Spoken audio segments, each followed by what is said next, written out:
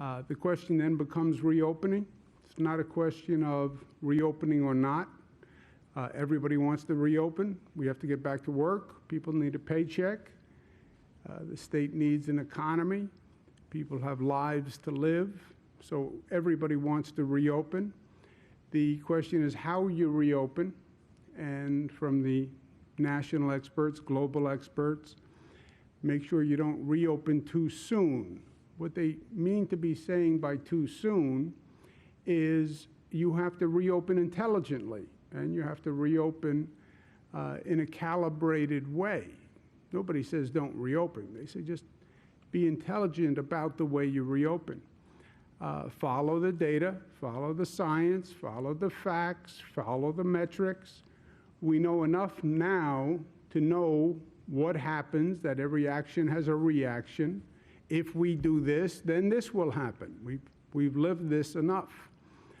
So based on what we know, make sure we're being intelligent, not emotional, not political, not based on feelings, but based on facts. And learn the lessons of other people who have gone through this. Other states have gone through it. Other countries have gone through it. There are experiences that we can learn from. Educate yourself. And be smart. Be smart. Check the data on a daily basis.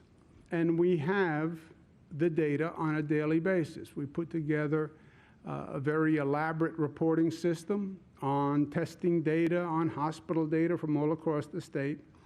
That data is now available on a daily basis, and you can track that data and know exactly where you are. It's like taking your blood pressure every morning. It's like getting your cholesterol count every morning. You can know exactly where you are every morning. And not just for the elected officials, not just for government. This is all about what people do. This is about what citizens do. And what the elected officials are trying to do, what I'm trying to do, is to inform the citizens so they can better protect themselves. And they know what decisions they should make. And that's why all the information we're accumulating, we're making it in a very transparent way. And I hope people get up in the morning, they have their cup of coffee, and they go online to find out where their county is, how are they doing, and calibrate their behavior that way.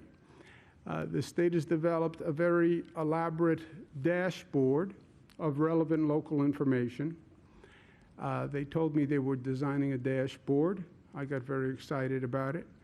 I sent them a picture of what I think is one of the really iconic dashboards, 1967 Corvette, arguably the most beautiful dashboard. I said they should consider that design when they were doing a state dashboard. They came back with this design. It's a New York State dashboard.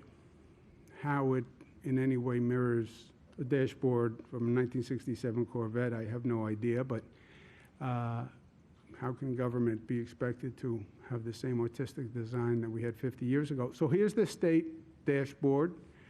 You notice the iconic design and curves and art that was used in it, but it has all the information, even if it's not the most artistic, and it has all the information for all the regions statewide, so every region can compare themselves to where other regions in this state.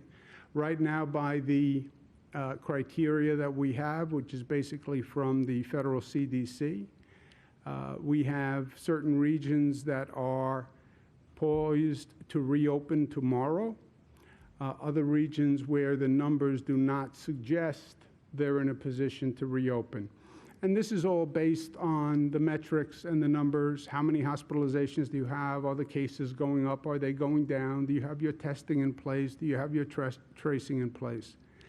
And obviously, we have different rates of infection across the state, hence the variance in opening times.